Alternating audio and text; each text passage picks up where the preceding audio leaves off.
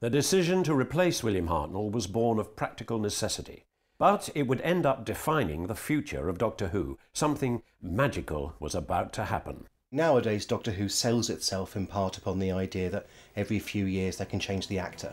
When Matt Smith took on the part, there was a whole BBC One programme to, announcing who it's going to be.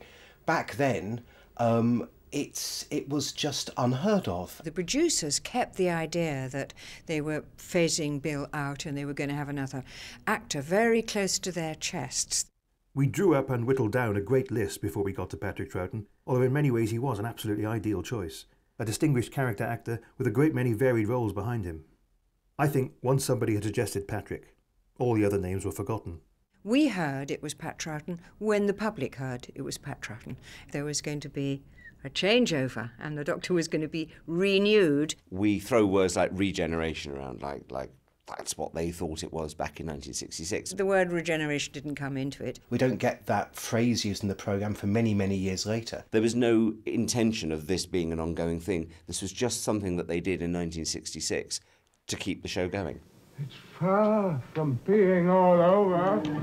The regeneration was inspired directly from Dr. Jekyll and Mr. Hyde, a simple inspiration to get the changeover between actors. They filmed the swap-over scene, which was actually quite complicated for them because they had to white out. It took a long time. And Patrick was suitably kind of humble. So it was kind of a gentlemanly exchange, and then the two of them got down in their positions. I had Patrick lying at one end and Bill the other. Pat was calling out things like, "Hello, Dad."